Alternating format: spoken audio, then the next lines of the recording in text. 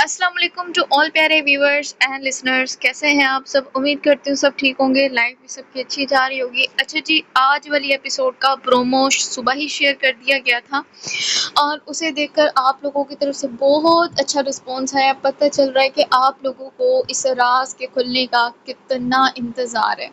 Seriously بتاؤں، جتنا آپ لوگوں کو اس کے کھلنے کا انتظار ہے نا، مجھے بھی اسے لکھنے کا انتظار ہے، ٹھیک ہے؟ پرومو دیکھ کے تو آپ کو اندازہ ہو گیا ہوگا کہ آج والی ایپیسوڈ کتنی زیادہ تھرلنگ ہونے والی ہے۔ ہم سب اس کو بہت زیادہ انجوائے کرنے والے ہیں۔ ایپیسوڈ لانگ بھی ہے، سو کائنڈلی بہت چھوٹا سا ٹارگیٹ ہے، اس کو کمپلیٹ کر لیجیے گا تاکہ کل بھی آپ لوگوں کو لانگ ایپیسوڈ مل سکے، ٹھیک ہے؟ کیونکہ آج لانگ بھی مل رہی ہے اور ساتھ میں آپ لوگوں کی ڈیمانڈ بھی پوری ہو رہی ہے۔ اوکے، سو اسٹارٹ کرتے ہیں آج والے ایپیسوڈ۔ لیکن اب کیسے وہ یہ سوچ رہے تھے، ان کو کیسے بھی ذیحال خان تک پہنچنا تھا۔ ایک وہی ان کا سہارا بن سکتا تھا۔ اگر یہ لڑکی واقعی ایک گینگسٹر کی بہن تھی تو پھر کوئی فکر ہی نہیں بچتی تھی، کیونکہ اب فکر کرنے کی باری زرتشم نوشیروال خان کے دشمنوں کو کرنی تھی، کیونکہ اب ان کے مقابلے وہ طوفان آنے والا تھا جو اب تک ان سب سے انجان تھا، اور اس کا انجان رہنا ان کے لیے صرف سدھر جانے کا ایک موقع تھا جو قدرت نے ان کو دیا تھا۔ لیکن کچھ لوگ اپنے لیے صرف تباہی چنتے ہیں، انہوں نے بھی چن لی تھی۔ برہان نے اپنا موبائل اٹھایا اور ایک نمبر ڈائل کرنے لگے۔ ایک ہاتھ مسلسل پیشانی پر ٹکا تھا، وہ پیشانی مسلتے ہوئے مقابل کے فون اٹھانے کا بے چینی اور شدت سے انتظار کر رہے تھے، لیکن وہ شاید مصروف تھا۔ لیکن آج وہ بھی ہار نہیں مان رہے تھے۔ اپنی جگہ سے اٹھ کر وہ اس کال پر کال کرتے گئے جب تک مقابل نے ان کی کال کا جواب نہیں دیا۔ وہ لوگ اس وقت ایئرپورٹ پر موجود تھے، فلائٹ میں ابھی وقت باقی تھا، اسی لیے ذیحال ان دونوں کو چھوڑے ایک کام سے چلا گیا تھا۔ برلاس کی وجہ سے وہ آدھے سے زیادہ کام تو کر بھی نہیں پایا۔ وہ ایک ہوا کے جھونکے کی طرح یہاں آیا اور اب اسی طرح واپس جا رہا تھا، جس کا مطلب تھا وہ پھر لوٹے گا۔ وہ یہاں سے چلا ضرور گیا تھا، لیکن پھر بھی یہاں سے دشمنی ختم نہیں کی تھی۔ لوگ آج بھی اس کی طاق میں بیٹھے تھے۔ برلاس آئرا کو روم میں چھوڑ کر خود کچھ کھانے کی چیز لینے چلا گیا تھا۔ اسے بھوک برداشت نہیں ہوتی تھی اور جب کسی بات سے پریشان ہو تب تو اور زیادہ کھاتا تھا۔ وہ اپنے اور آئرا کے لیے برگر اور کولڈ ڈرنک لے کر آتے۔ آئرا کی چیزیں اس کے پاس میز پر رکھی اور خود سامنے کرسی پر بیٹھ کر آرام سے کھانے لگا۔ کمرے میں اس وقت وہی دو لوگ موجود تھے اور تیسرا کوئی بھی نہیں۔ کہتے ہیں نا، تیسرا شیطان ہوتا ہے، لیکن آج وہ بھی نہیں تھا۔ کیسے ہوتا؟ دونوں اجنبی تھوڑی تھے، میاں بیوی تھے۔ شیطان بہکا بھی دیتا تو دونوں کو قریب آنے پر ثواب ہی ملتا۔ اچھا تھا دور دور بیٹھے تھے۔ عائرہ نے ایک سرسری سی نظر ان پر ڈالی اور نگاہیں پھیر کر اپنے پرس پر لگے ٹیگ کو دیکھنے لگی، لیکن اس کی آنکھوں کو جیسے سکون نہیں تھا۔ وہ بے چین ہوتی پھر سے ذرا سی برلاس کی جانب اٹھی، لیکن اس بار اس کی قسمت خراب تھی، کیونکہ برلاس کی نظریں بھی اسی وقت اس کی جانب اٹھی تھیں۔ وہ ایک دم سے ٹھٹک گیا اور ہاتھ میں پکڑا باکس دیکھا۔ یہ چاہیے؟ وہ نہیں جانتا تھا اس نے کیوں یہ پوچھا، حالانکہ وہ دینے کا بالکل ارادہ نہیں رکھتا تھا۔ نہیں۔ عائرہ اس کی آفر پر گڑبڑا سی گئی اور اپنی چیزیں اٹھا کر کھانے لگی۔ دونوں بچوں کی طرح منہ پھلا کر بیٹھے تھے۔ زحال نے کبھی خود سے برلاس کی شادی کی بات نہیں کی تھی۔ وہ چاہتا تھا وہ کچھ بڑا ہو جائے، سمجھدار، لیکن اسے پہلے محبت ہو گئی تھی۔ تو اب کم عمری کی محبت ایسے ہی ہوتی ہے، ایک ناراض ہو تو دوسرے کو پتہ نہیں چلتا کہ کیسے منانا ہے، منانا بھی ہے یا نہیں۔ ان دونوں کی عمر بھی فی الحال محبت کی حدوں کو نہیں چھو سکتی تھی۔ برلاس نے برگر ختم کرتے کولڈ ڈرنک کھول کر منہ سے لگا لی۔ کمرے میں اس کے کولڈ ڈرنک پینے کی آواز صاف سنائی دے رہی تھی۔ عائرہ نے چور نظروں سے اس کی جانب دیکھا۔ اس کے گلے کی گلٹی بار بار ابھر کر معدوم ہو رہی تھی۔ بھوک ختم نہیں ہوئی، رکو میں کچھ اور لے کر آتا ہوں، وہ کہہ کر اٹھنے ہی لگا تھا جب عائرہ نے اسے روک لیا۔ باہر کی چیزیں نہ کھائیں، صحت خراب ہوگی، وہ اٹک کر بمشکل بولی اور نظریں جھکا گئی۔ برلاس اسی طرح دروازہ پکڑ کر آدھا کھولے کھڑا اسے دیکھتا رہا۔ کیا آپ بتا سکتی ہیں بھوکے رہنے سے صحت ٹھیک رہتی ہے؟ وہ طنز نہیں کر رہا تھا، لیکن عائرہ کو پھر بھی وہ طنز لگا۔ میرے پاس یہ، وہ اپنے بیگ سے ایک ٹفن باکس نکالنے لگی جس میں کھانے کی کوئی چیز تھی۔ سینڈوچ ہیں، آپ یہ کھا لیں۔ وہ پہلے بھی دے دیتی اگر اسے علم ہوتا کہ وہ کچھ کھانے کے لیے لینے جا رہا ہے۔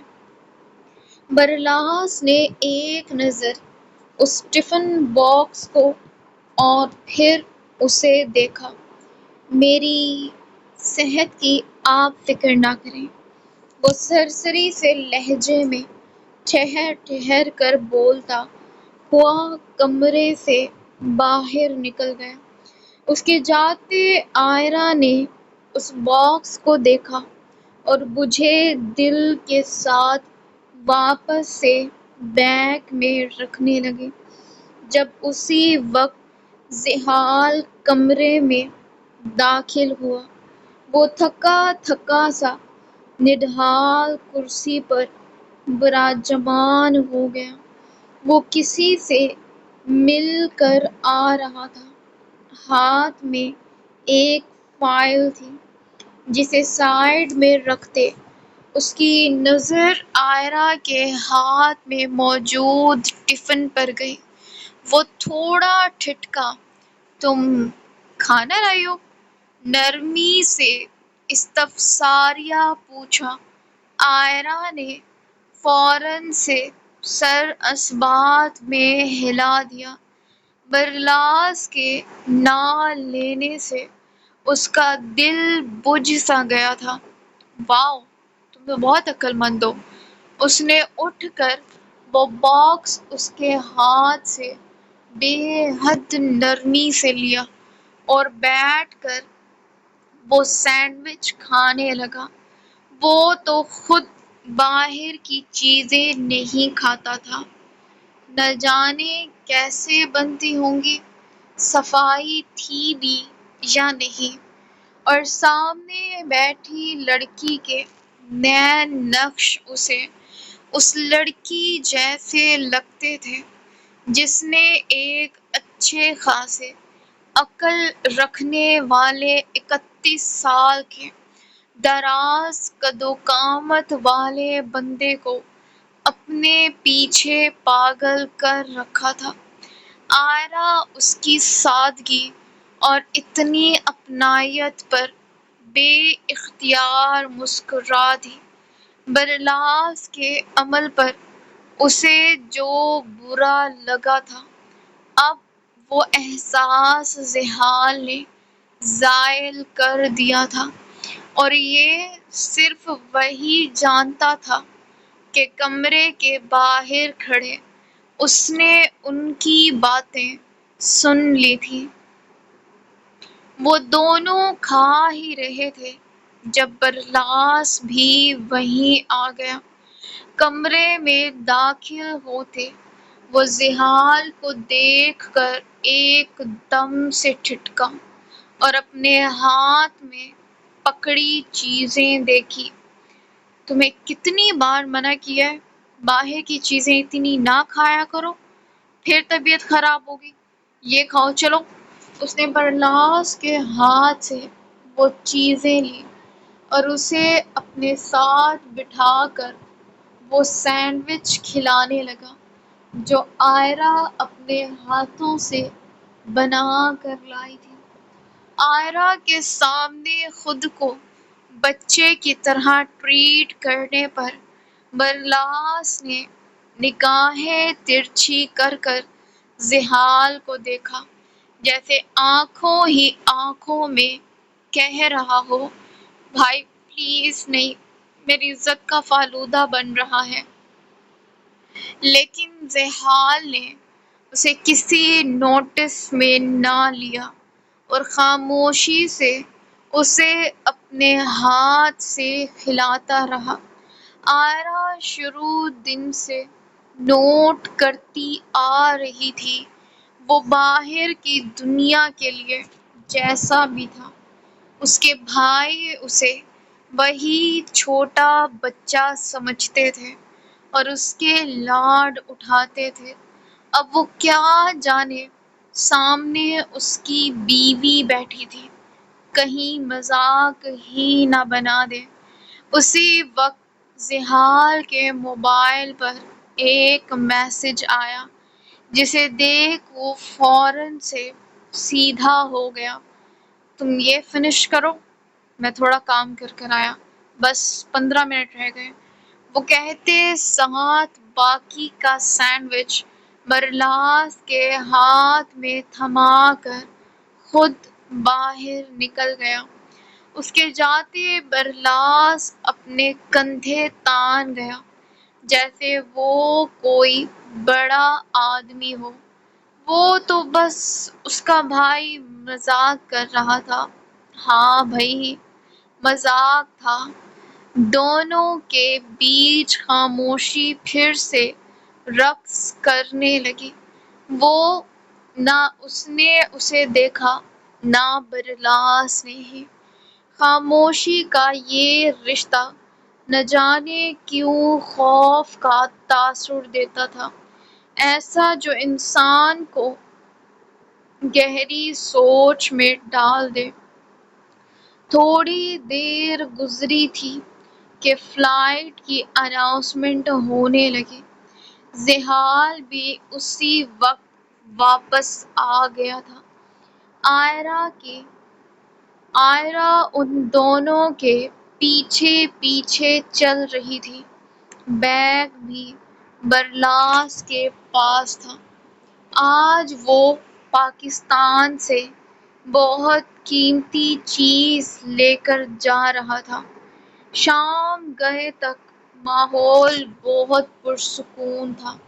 زرتشم اب تک بے ہوشی کی حالت میں تھی، جب اس پر سے دھیرے دھیرے اس کا اثر کم ہونے لگا۔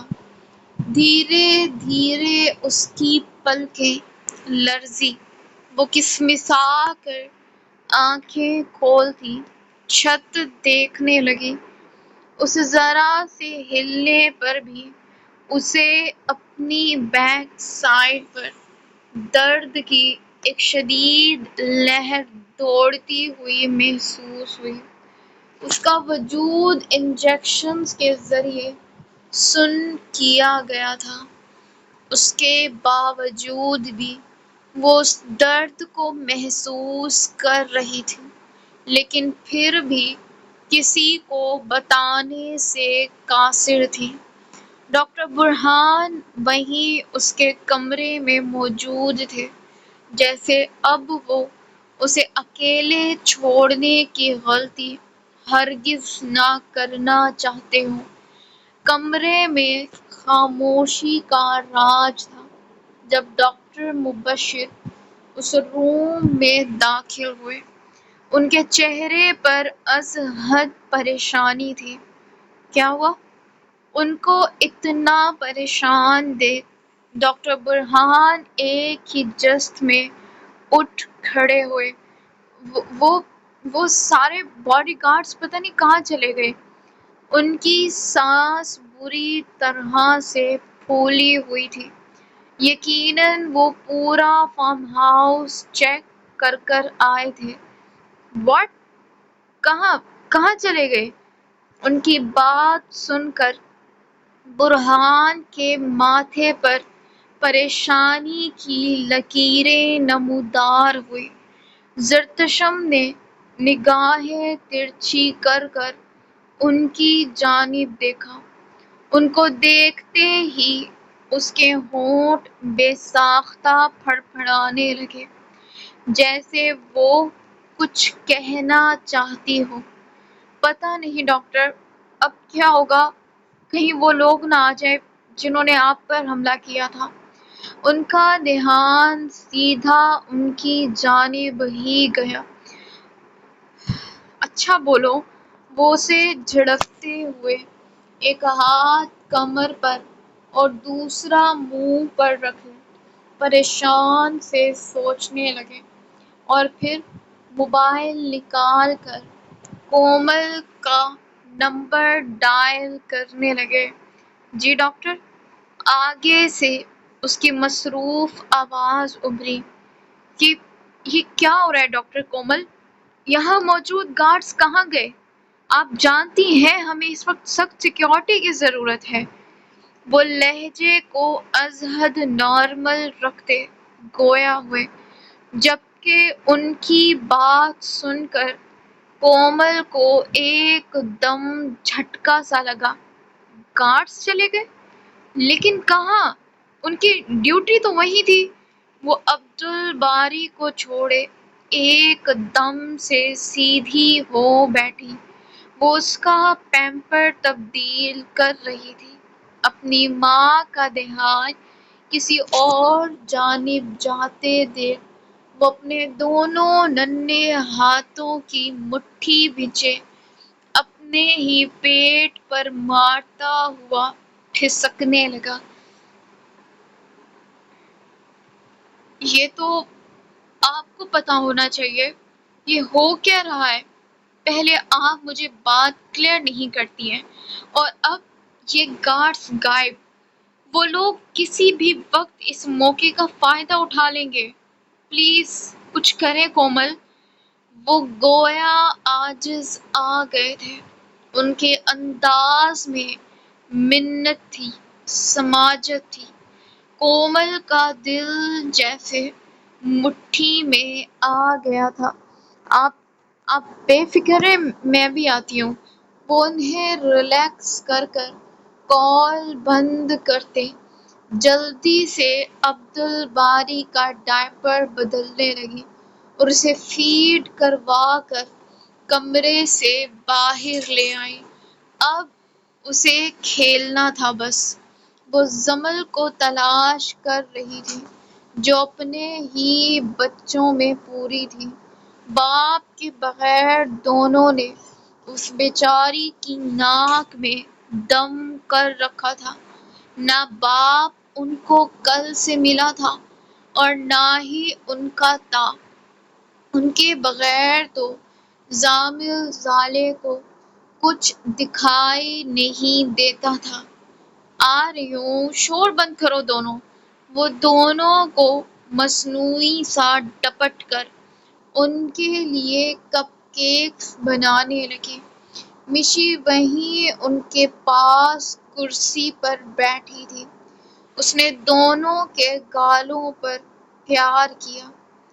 میں آ جاتی ہوں نا؟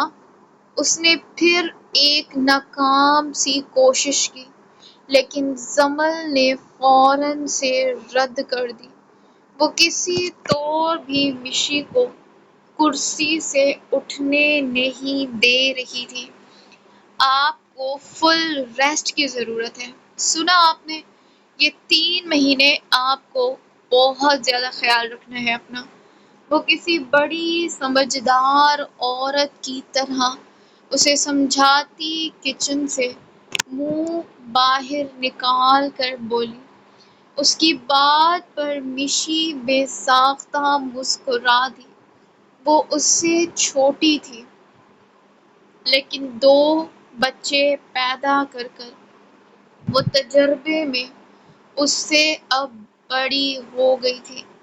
کومل ان کے پاس آئی اور عبدالباری زالے کو دیکھ اس کی جانب جھکنے لگا۔ مشی پلیز اسے سنبھالو، مجھے ابھی ہاسپٹل کے لیے نکلنا ہے۔ وہ جلد بازی میں لگ رہی تھی، چہرے پر پریشانی کے اثرات صاف واضح ہو رہے تھے۔ کیا ہوا؟ سب ٹھیک ہے؟ تم پریشان لگ رہی ہو۔ اس نے عبدالباری کو گود میں لیتے ہوئے فکر مندی سے پوچھا۔ جمل بھی اس کی بات سن کر کچن سے باہر نکل آئی۔ ہاں، آ کر بتاتی ہوں، پلیز اسے سنبھال لینا اور اس کی دوا میرے کمرے میں ٹیبل پر رکھی ہے، 3 ڈراپس 1 گھنٹے بعد دے دینا اسے۔ وہ جاتے ہوئے تیز آواز میں اسے تاکید کرتی کمرے سے باہر نکل گئی۔ مشی اور جمل نے استفساریہ نگاہوں سے ایک دوسرے کی جانب دیکھا۔ دونوں ہی اس کے لیے پریشان سی ہونے لگی تھی۔ اللہ خیر کرے، ایسے کیوں گئی ہے یہ؟ جمل کا دل بری طرح سے گھبرانے لگا تھا۔ پتہ نہیں، آ کر بتا دے گی، تم ٹینشن نہ لو۔ یہ بات مشی کو کہی جانی چاہیے تھی لیکن جمل کو اس سے زیادہ ایسے حالات سے خوف آتا تھا۔ ویسے تم اتنی دیر سے کیا بنا رہی ہو؟ بچوں کے کپ کیکس نہیں آئے اب تک؟ وہ جمل کا دھیان بھٹکانے کی جانب دوسری جانب بھٹکانے کی غرض سے استفساریہ پوچھنے لگی۔ وہ حبیب تھوڑی دیر میں پہنچ جائیں گے، ان کے لیے کھانا بنا رہی تھی۔ عائرہ آپی شادی کے بعد اب آ رہی ہیں تو کھانا بھی اسپیشل ہونا چاہیے نا؟ وہ اتنی دیر سے کچن میں گھسی مختلف ڈشز بنا رہی تھی اور مشی کو لگا صرف بچوں کے لیے ان کے فیورٹ کپ کیکس بنا رہی ہیں۔ تو مجھے بھی بتاؤ، میں کچھ ہیلپ کر دوں؟ اکیلے اتنا کام کر کر تھک جاؤ گی، پھر لالا کو دکھ ہوگا کہ ان کی گلالے کو تھکا دیا ہم نے۔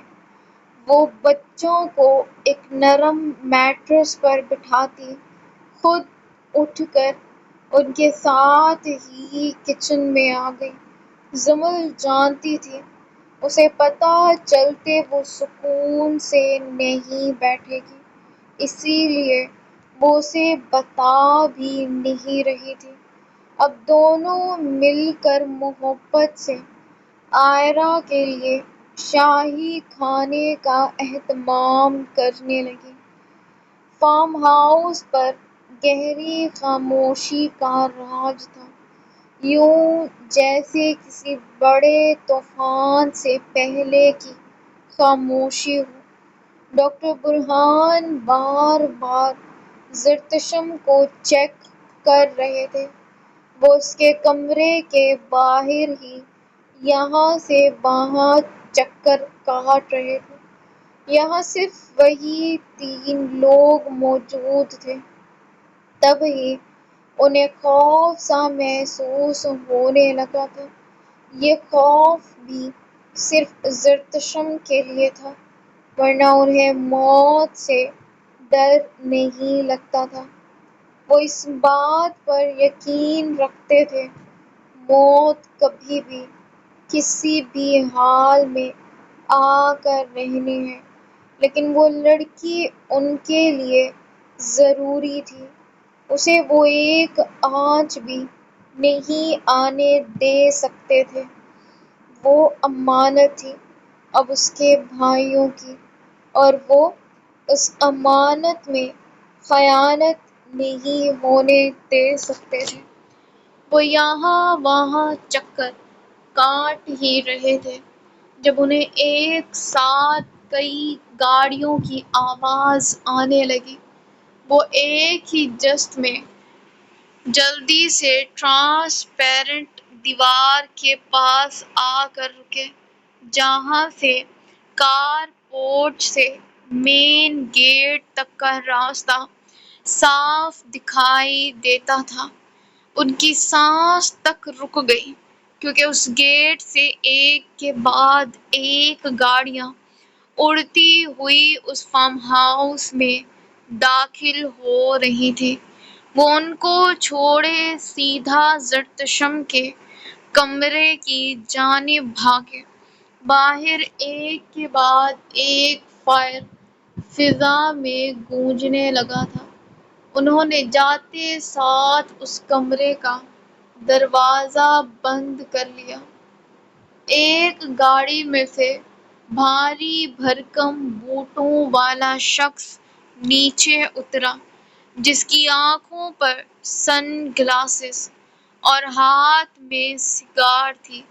بال آئل سے پیچھے کی جانب چپکا رکھے تھے، جس سے اس شخص کو اس کی شخصیت دیکھنے والے پر ایک سحر سا طاری کر رہی تھی۔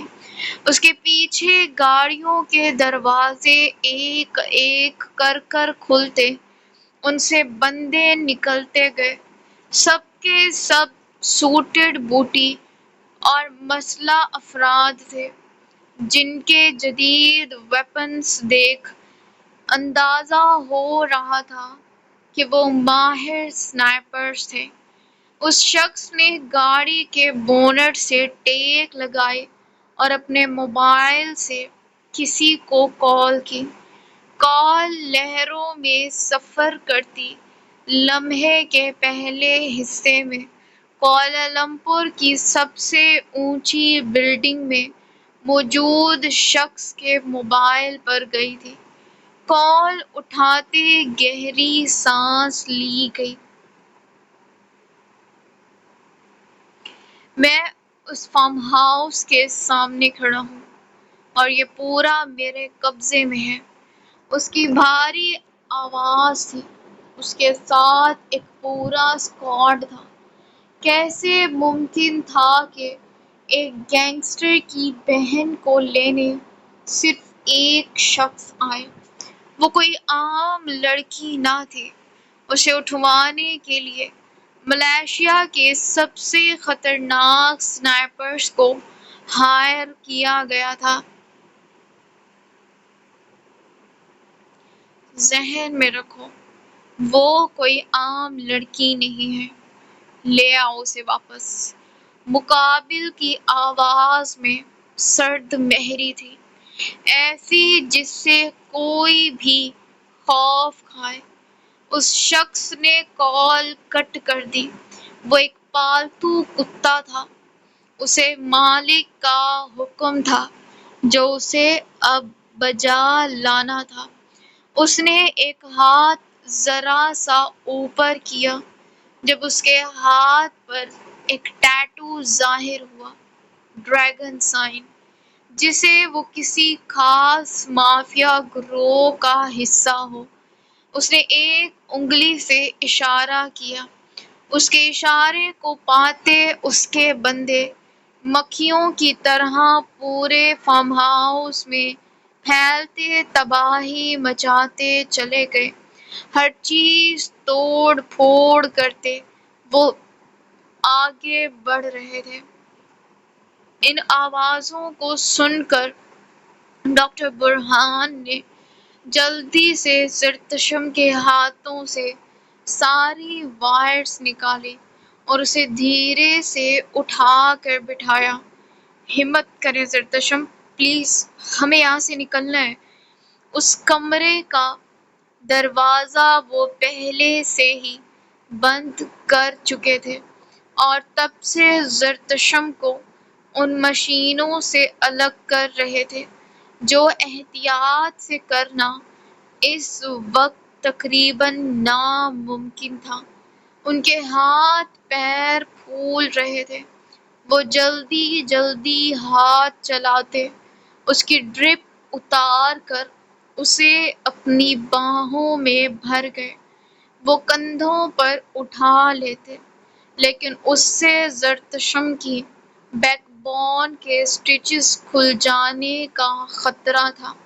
وہ احتیاط سے اسے لے کر کمرے کی ونڈو سے باہر نکل آئے، ایک دم سے جمپ کرتے ان کو اپنے زخموں میں ایک درد کی شدید ٹیس سی اٹھتی ہوئی محسوس ہوئی۔ انہوں نے زرتشم کی جانب دیکھا جس کی صرف آنکھیں کھلی تھیں اور ان سے بھی گرم سیال بہہ رہا تھا۔ ان کا زخم تو اس کے زخموں کے آگے کچھ نہ تھا۔ جب ان کو اتنا درد محسوس ہوا تو اس معصوم کا کیا حال ہوا ہوگا جو بتا بھی نہیں سکتی تھی۔ اس کے صرف آنسو بولتے تھے، "I'm sorry، ہمیں یہاں سے نکلنا ہے، آپ تھوڑا سا درد برداشت کر لیں۔" وہ اسے حوصلہ دیتے دھیرے سے آگے بڑھے، وہ اسے کیاریوں میں لگے پودوں کی اوٹ میں چھپا کر آگے بڑھ رہے تھے۔ ان کے ماتھے پر خوف سے پسینے کی بوندیں چمکنے لگے تھے۔ زرتشم صرف ان کو دیکھتی جا رہی تھی۔ وہ لوگ صرف چند سیکنڈز میں پورا فارم ہاؤس تباہ کر چکے تھے، لیکن ان کو وہ لڑکی کہیں نہیں ملی تھی۔ ان میں سے ایک اس کمرے کے بند دروازے کو لات مار کر توڑتا ہوا اندر داخل ہوا، جہاں سامنے ہی پورا سیٹ اپ بیڈ کے ساتھ موجود تھا۔ صاف پتہ چل رہا تھا کہ وہاں کوئی پیشنٹ تھا۔ وہ چلا کر اپنے ساتھیوں کو بلاتا اس کھڑکی سے کود کر اس جانب نکلا جہاں سے تھوڑی دیر پہلے ڈاکٹر برہان نکل کر گئے تھے۔ وہ لوگ ایک ایک کر ان کے پیچھے نکل گئے تھے۔ حوصلہ کریں زرتشم، وہ اسے لیے ایک نظر بار بار پیچھے ڈالتے، اسے باہوں میں اٹھائے وہ آگے بڑھ رہے تھے۔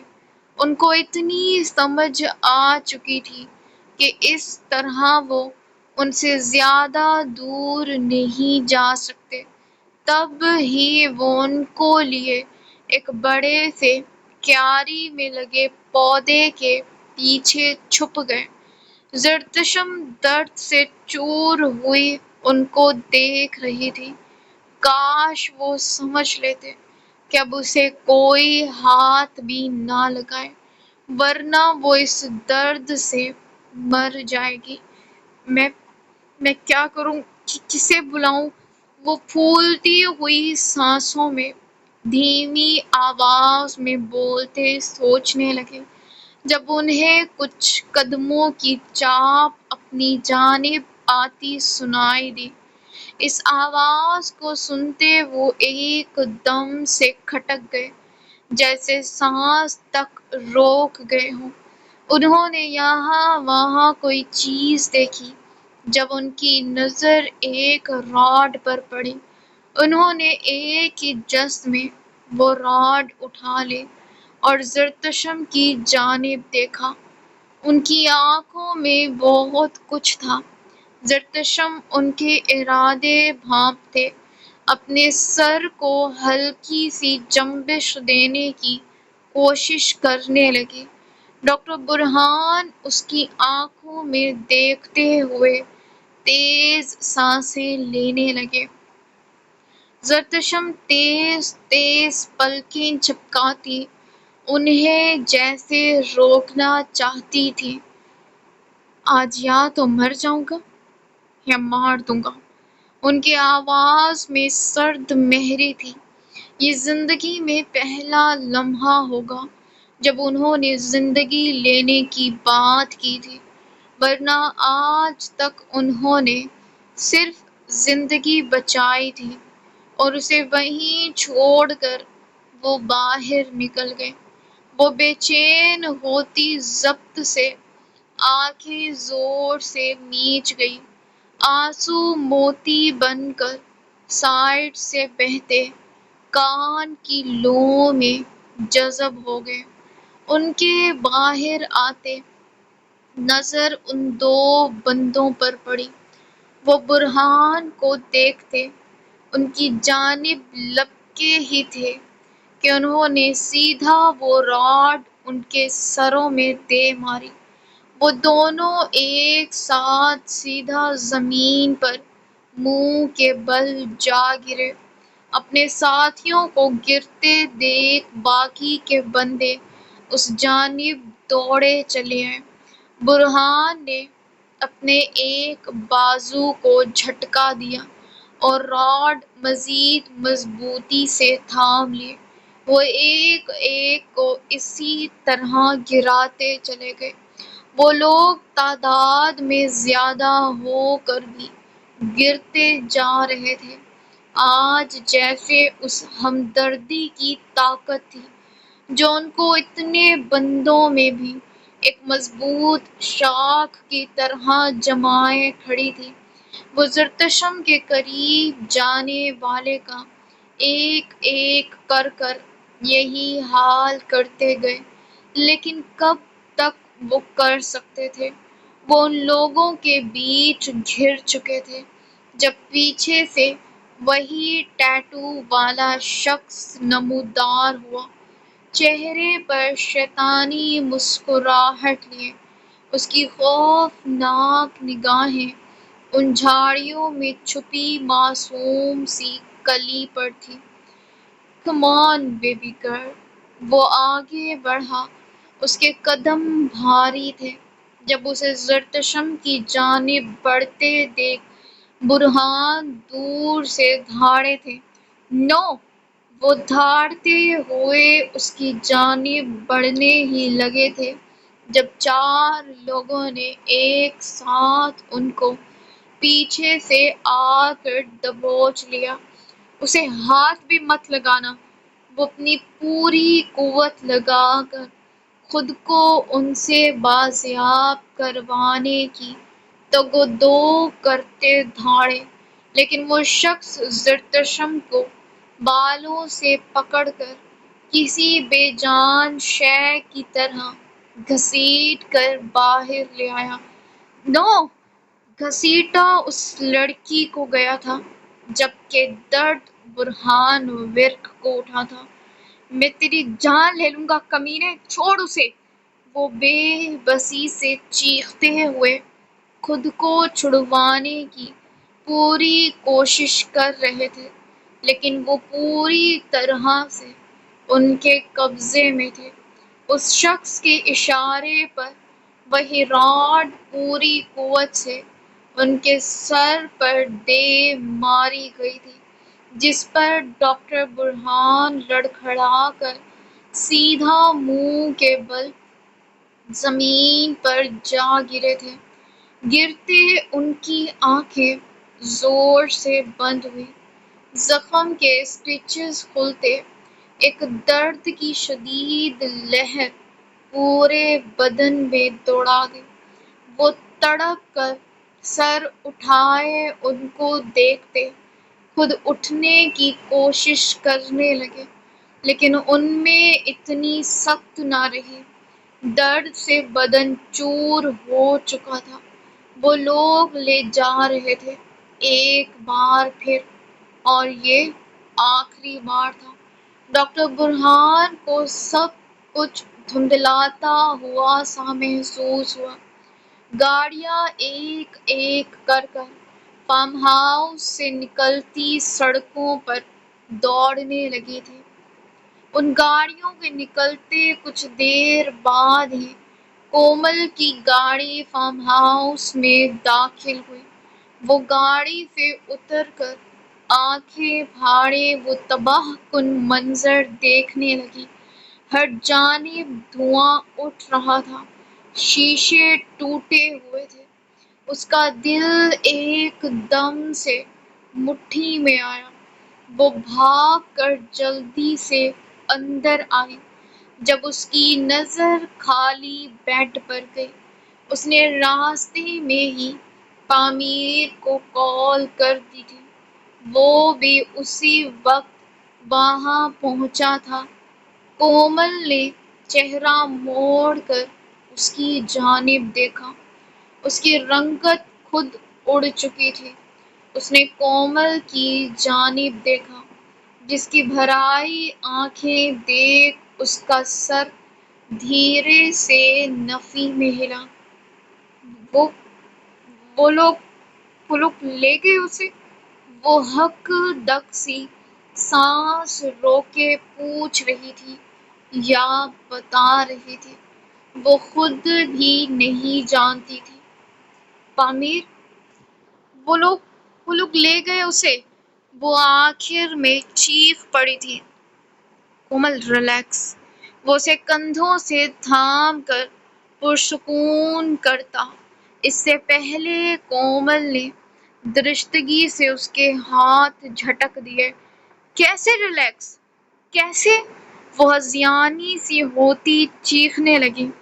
میں نے کہا تھا تمہیں، کہا تھا وہ لوگ لے جائیں گے اسے، کہا تھا نا میں نے۔ وہ آواز کھوتی اپنی آواز بلند سے بلند کرتی گئی۔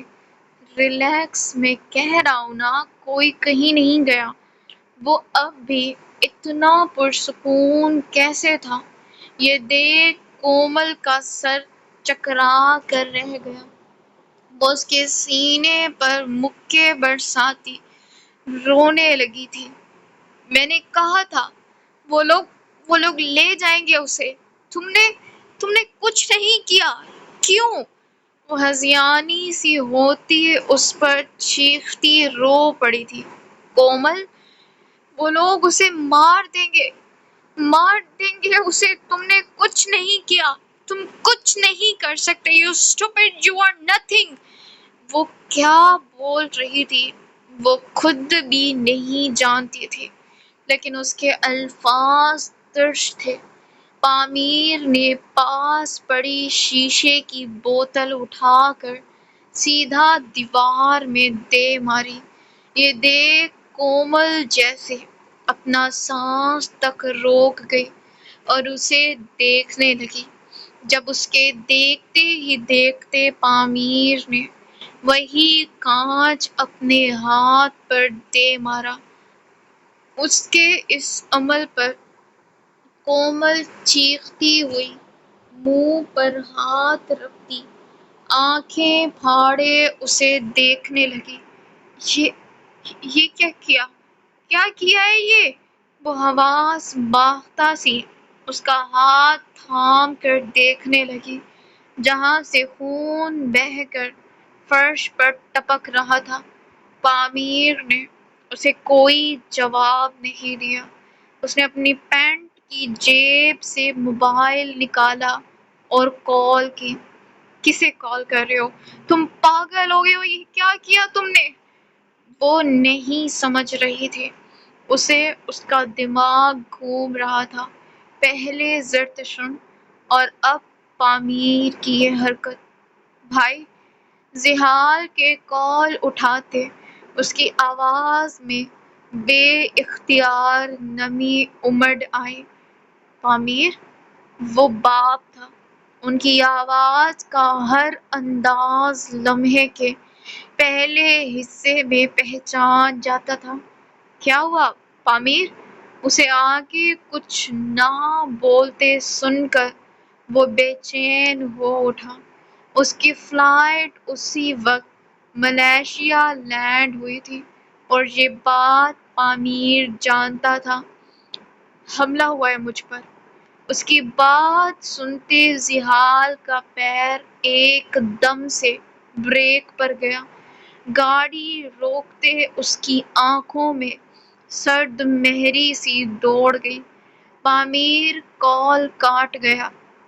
اس نے آگے کچھ کہنے کے بجائے سیدھا لوکیشن زحال کو بھیج دی اور کومل کی جانب دیکھتے ہوئے شیطانی مسکراہٹ مسکرا دیا۔ تم وہ نہیں جانتی جو میں جانتا ہوں، اور اب تم بھی جان جاؤ گی۔ کومل ہک دک سی تھی اور اسے دیکھ رہی تھی، جس کی مسکراہٹ ہی بہت خطرناک تھی۔ سو ویورز، یہ تھی آج کی ایپیسوڈ۔ امید کرتی ہوں کہ آپ کو پسند آئی ہوگی اور اندازہ ہو گیا ہوگا کہ کل والی ایپیسوڈ کیسی ہونے والی ہے۔ Just wait and watch. Take care. اللہ حافظ۔